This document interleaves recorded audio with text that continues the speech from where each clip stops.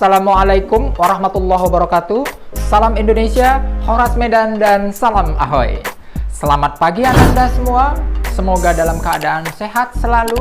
Pagi ini anak-anak Indonesia akan bergabung bersama Bapak Rusdian Effendi untuk mempelajari mata pelajaran Bahasa Indonesia siswa kelas 8. Kali ini Bapak menyarankan kalian untuk menyatukan pikiran dan hati serta perasaan kita untuk kembali terjun ke dunia pelajaran kita agar kita bisa konsentrasi dengan baik. Kali ini kita akan mempelajari tentang menelaah teks drama. Di kompetensi dasar 3.16 kita nanti mencoba menelaah karakter, unsur, dan kaidah kebahasaan dalam teks drama yang berbentuk pentas dan naskah. Di 4.16 kita nanti menyajikan drama dalam bentuk pentas dan naskah. Ananda, setelah pembelajaran ini berakhir, siswa diharapkan mampu untuk menentukan karakteristik dari teks drama berdasarkan struktur dan kebahasaan dari teks drama itu sendiri. Nanti kita akan menentukan strukturnya, kemudian menentukan kaidah kebahasaannya, dan memahami cara menulis naskah drama, serta pada akhirnya akan memahami langkah-langkah pementasan sebuah drama. Nah, Nanda, bicara tentang struktur teks drama, ada berbagai macam pola pikir atau pola pandang para masing-masing narasumber atau masing-masing pakar tentang hal ini. Ada beberapa hal yang perlu kita perhatikan. Untuk pandangan yang pertama, bahwa struktur teks drama itu menyangkut tentang 4 hal berikut ini. Yang pertama, dia bicara tentang judul. Judul itu gambaran singkatnya. Kemudian yang kedua dia bicara anotasi atau kramanggung. Itu maksudnya adalah keterangan-keterangan penceritaan atau pengantar dalam cerita, biasanya berasal di awal kali berbentuk prolog atau di akhir berbentuk epilog. Dan kadang-kadang setting cerita itu di mana tempat, di mana suasananya diceritakan dengan menunjukkan tanda kurung kurawalnya di dalamnya. Itu petunjuk dalam melakukan tokoh, juga salah satu penilaian dalam antonasi atau kramanggung ini. Kemudian struktur selanjutnya yang ketiga adalah dialog, percakapan antar tokoh. Dan yang keempat ada pembagian dari babakan atau adegan. Ada sedikit perbedaan antara babakan dan adegan. Babak itu adalah naskah yang disusun itu merangkum dari sebuah aktualisasi peristiwa, dari sebuah kejadian yang di dalamnya itu akan menjadi sebuah pengantar dalam tertentu hal. Sementara adegan itu adalah bagian dari drama yang merupakan pembabaan atau dia pemisahan yang dimulai dengan adanya pengambilan keputusan tentang tokohnya bagaimana, settingnya bagaimana, dan hingga pada akhirnya mereka akan memulai satu bentuk yang baru lagi. Sedangkan struktur teks drama menurut tim Kemendikbud di tahun 2017 di halaman 237 itu ada 5 hal yang harus hadir dalam struktur teks drama. Pertama, harus ada prolog. Kedua, harus ada orientasi. Yang ketiga, harus ada komplikasi. Keempat, resolusi. Dan yang kelima, epilog. Prolog adalah pengantar awal sebelum cerita dan memberikan kondisi-kondisi awal. Bisa cerita itu setting tempat, suasana, waktu yang diceritakan dari awal. Orientasi artinya pengenalan-pengenalan. Boleh yang dikenalkan tokohnya, tempatnya, waktu, atau pengenalan karakter di awalnya. Kemudian komplikasi ini adalah bagian tengah cerita yang mengembangkan menuju konfliknya. Kemudian yang keempat adalah resolusi, pemecahan, penyelesaian masalah. Dan yang terakhir adalah epilog. Epilog adalah pengantar cerita akhir dan penyelesaian bagaimana diceritakan dan kejadian akhirnya itu akan diberikan suasana pengantar akhir ceritanya. Jadi sebenarnya Nanda, pada dasarnya struktur yang pertama dengan struktur yang kedua itu sebenarnya sama. Nah, tergantung kita bagaimana cara menganalisisnya. Dari sisi mana sudut pandang kita akan menganalisis itu. Nah, pada akhirnya semuanya berpandu pada yang namanya babakan dan adegan. Tadi babakan itu adalah naskah drama yang merangkum sebuah peristiwa di suatu tempat dengan urutan waktu yang tertentu. Beda tipis dengan adegan. Kalau adegan adalah bagian dari drama yang menunjukkan perubahan peristiwa. Dari perubahan itu akan ditandai dengan adanya pergantian tokoh dengan setting waktu yang berbeda. Jadi nanti misalnya ada cerita tiba-tiba bertukar setting cerita lagi dengan tokoh yang baru lagi. Itu menunjukkan adegannya baru. Seperti itu dia. Baik Ananda, kita lanjut kepada bagaimana jenis-jenis dari drama itu sendiri. Drama itu banyak bentuk jenisnya. Ada bentuknya dibagi berdasarkan sastra, terbagi dua. Ada drama puisi, ada drama prosa. Nah, kalau drama puisi yang dilahirkan dari kaidah-kaidah puisi. Jadi menganalisisnya unsur-unsur puisi di dalamnya. Sementara drama prosa adalah drama yang menceritakan tentang kaidah prosa, unsur-unsur prosa di dalamnya. Sementara yang kedua, dari bentuk sajian isinya. Kalau sajian isinya, maka drama itu ada tiga. Satu, drama yang disebut dengan drama tragedi. Taulah drama tragedi ya, jadi ceritanya itu tentang kesedihan atau sesuatu yang mencekam gitu. Kemudian yang kedua, drama komedi, drama lucu. Dan yang ketiga, drama tragikomedi. Artinya drama ini adalah drama dukaria, perpaduan di antara kedua tadi, dan dia merupakan duka cita yang berakhir kebahagiaan. Sekarang kita masuk kepada bentuknya dari segi kualitas cakupannya. Kalau bicara tentang cakupan suara atau kata-kata yang diucapkan, maka bentuk drama ini ada tiga hal. Satu yang disebut dengan pantomin. Drama pantomin tidak menggunakan kata-kata, hanya perangai gerakan saja.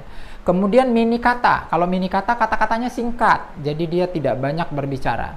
Kemudian yang ketiga adalah dialog monolog. Ini yang sering muncul dalam sebuah drama pada umumnya. Ada lagi bentuk-bentuk drama yang lain sebagai sebuah alternatif atau ciri khas yang membedakan dari drama pada umumnya. Ada yang disebut dengan drama absurd.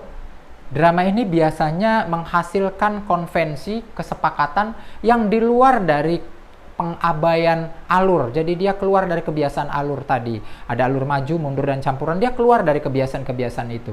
Kadang-kadang dia menggunakan penokohan dan tematik yang lari dari hal yang biasa. Diabaikannya itu semua. Yang kedua, ada juga drama baca. Nah, drama baca ini asik untuk dibaca tapi tidak asik untuk dipentaskan. Biasanya ini drama yang berbentuk sesuatu yang menimbulkan suasana nafsu, birahi, tapi tidak layak untuk dipentaskan karena tidak cocok gitu. Dia hanya menumbuhkan sesuatu inspirasi saja buat pembaca. Kemudian ada juga drama borjuis. Dia drama yang bertema kehidupan bangsawan. Lawannya adalah drama domestik, yaitu cerita tentang kehidupan rakyat biasa. Kemudian ada juga drama yang bersifat duka. Inilah drama-drama yang temanya itu kadang-kadang sedih dan dia berbentuk kejahatan yang timbul dari tokoh utama yang menimbulkan malapetaka buat tokoh utama itu sendiri. Kemudian ada juga drama liturgis. Liturgis ini maksudnya drama yang pementasannya itu biasanya ada di kebaktian-kebaktian gereja. Nah, ini biasanya di pertengahan abad sekarang ini sering muncul itu drama-drama itu di gereja-gereja. Sementara yang ketujuh adalah drama satu babak. Drama yang berpusat pada satu babak saja dan satu tematik cerita saja, jadi alurnya sangat singkat sekali. Itulah dia jenis drama yang agak berbeda dari bentuk drama pada umumnya. Baik Ananda, kita sudah membahas tentang struktur tadi. Sekarang kita masuk ke bagian bagaimana menganalisis unsur kebahasan dalam sebuah teks drama. Apa saja yang sering muncul? Biasanya teks drama ini unsur kebahasan yang pertama adalah kata benda. Di mana kata benda ini dalam drama biasa merujuk pada orang atau tokoh-tokoh dalam cerita. Nggak jauh-jauh, biasanya sebuah judul drama mengisahkan sesuatu, misalnya misteri di balik sebuah jendela. Ada kan kata benda dari sebuah judul itu? Apa? Ya, kata jendela. Berarti ini merupakan biasanya membahas tentang kata-kata benda dalam sebuah naskah drama. Kemudian yang kedua, menggunakan tanda petik. Nah, tanda petik ini sering sekali mengapit petikan langsung dari sebuah naskah drama. Contohnya seperti ini. Pegawai, bawa kedua orang tuh ke sini. Nah, itu kan percakapan. Tanda petiknya langsung ditandai di awal dan di akhir.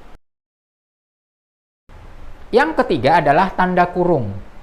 Ini biasanya muncul dalam kebahasan teks drama untuk mengapit tambahan keterangan atau penjelasan yang berupa anotasi atau kramanggung atau bentuk prolog atau bentuk epilog yang sering muncul. Misalnya ini, percakapan si bawang merah. Bawang merah ini mau bercakap atau melakukan bentuk sebuah percakapan, tetapi dia ada tanda kurungnya untuk membahas anotasi yang akan dia lakukan. Segera mengikuti kata-kata pangeran. Nah, seperti inilah contohnya. Yang keempat, dia menggunakan kata sifat.